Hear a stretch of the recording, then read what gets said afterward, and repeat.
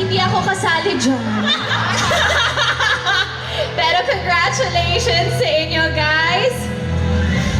And of course, yes, ladies and gentlemen, eto na, for her outstanding contribution to TV, film, recording, concerts, and even the advertising field, it is with great honor to present the first ever Viva Icon Awards as we call on stage the megastar, Miss Sharon Cuneta!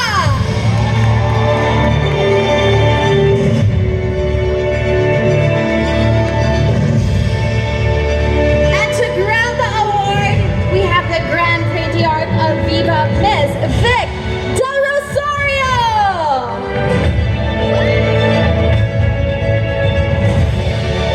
Good evening, everyone.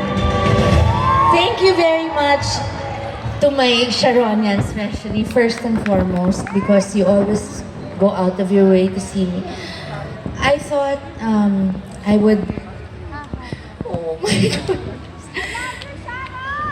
I love you too, thank you. First, I want to thank those three lovely singers. Katrina Velarde, thank you. Kim Molina and Janine Tenoso, thank you very much for the beautiful medley.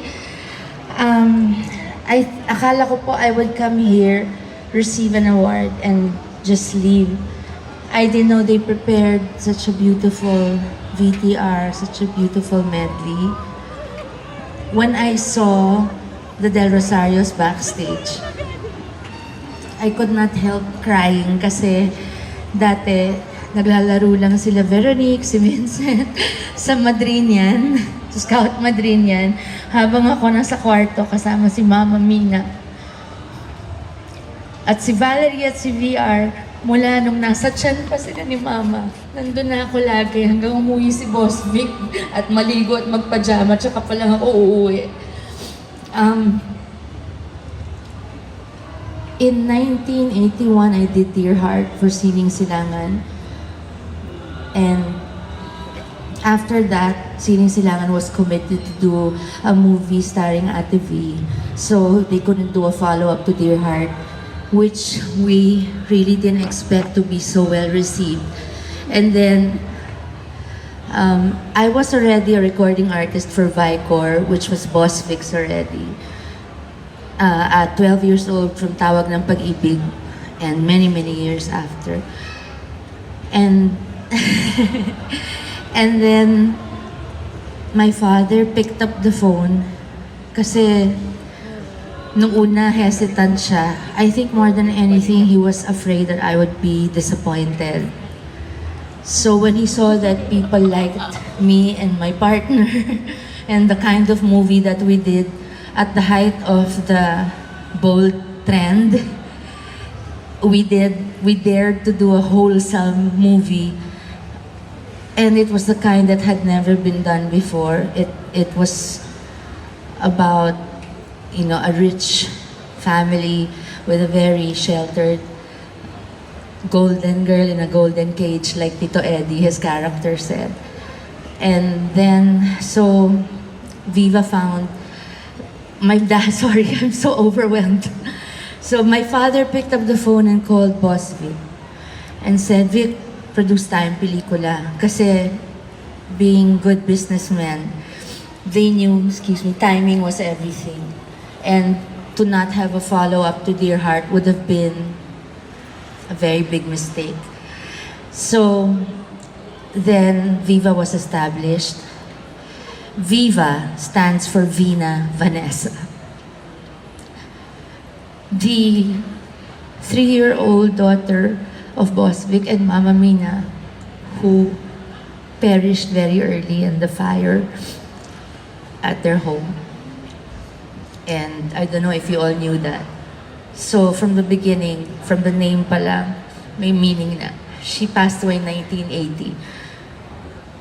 And Mama was told she would never have children again.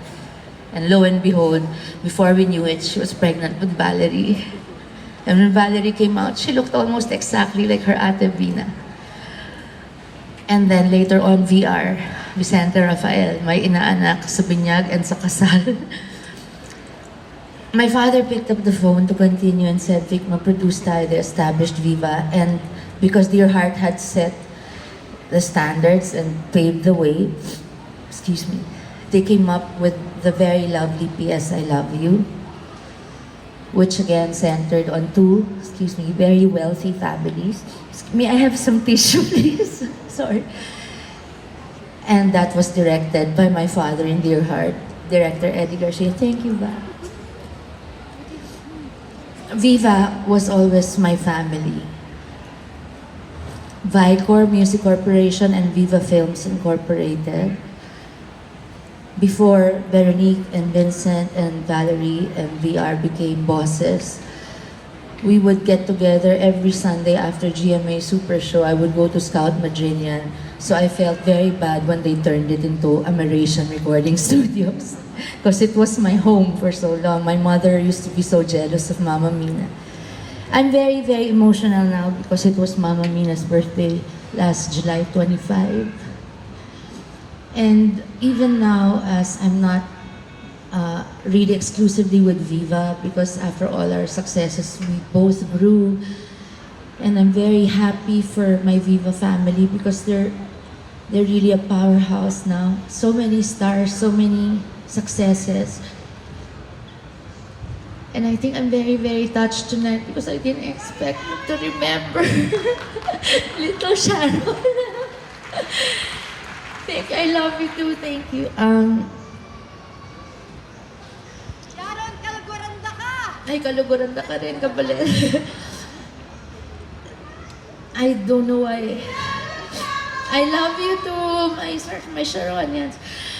First of all, for Viva Records, I want to thank Ate Baby Hill, who's been there not just as a head of publicity, always a friend, always a sister, always like with motherly, nurturing love.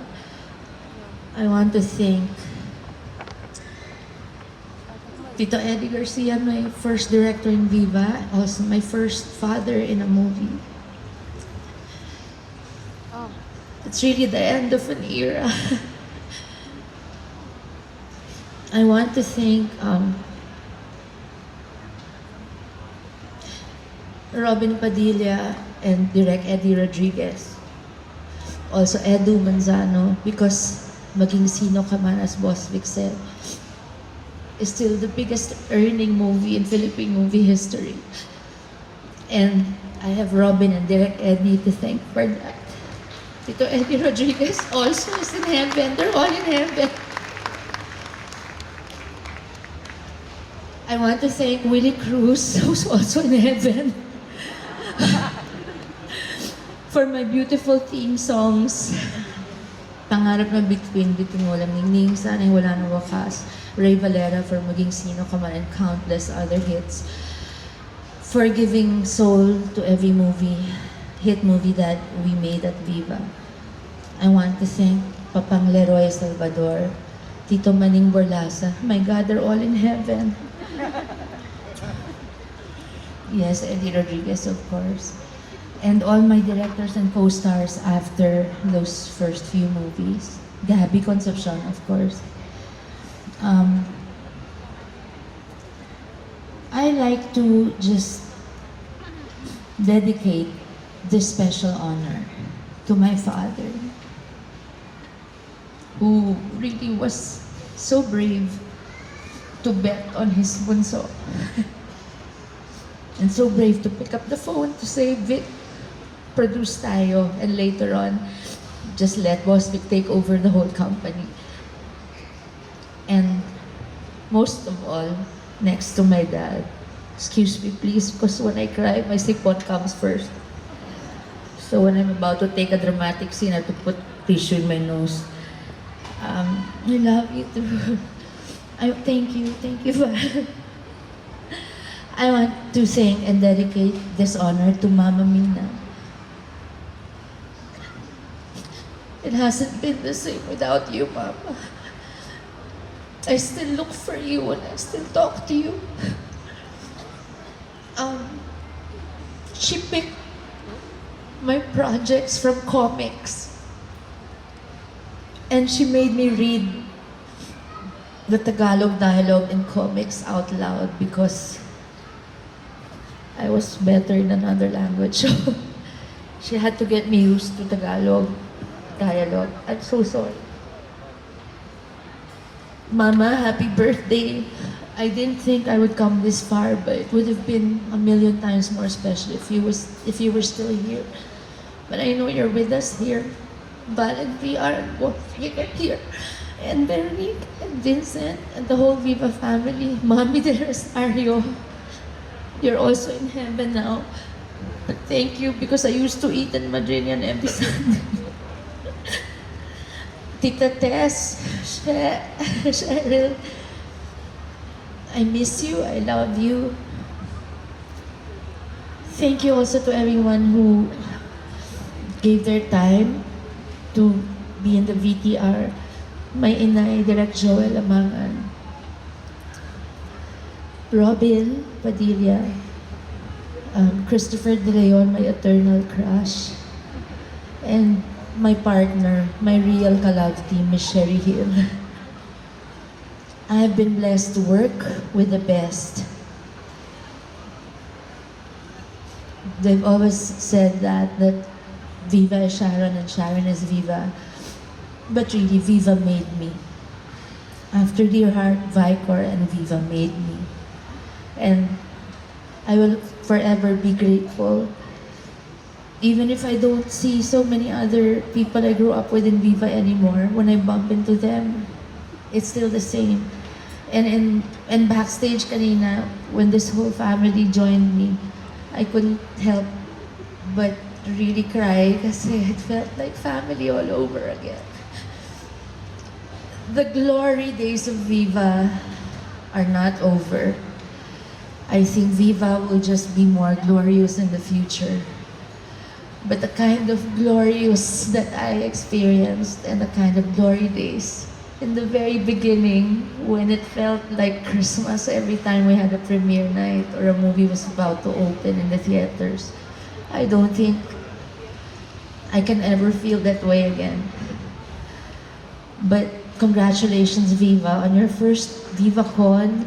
Congratulations on the millions of successes and on still holding the record for the biggest earning movie in history. Damay kami ni Robin. And thank you for your love, your trust. Most of all, what will stay with me is thank you for treating me like family. Thank you. I grew up with you guys, and you too grew up with me. So, I know Mama Mina's here. She was the brains behind Viva from the very beginning, being the Salvador movie and TV person. And I honor her with this. Daddy, my mom too, Mama, and my Mama Mina, excuse me.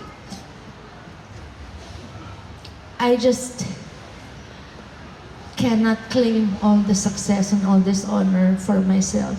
I have to give you first billing.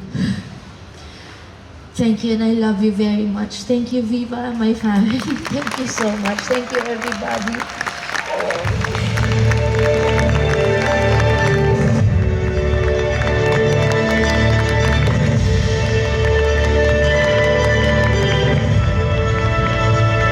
I have a movie coming up with Viva. Please wait for it.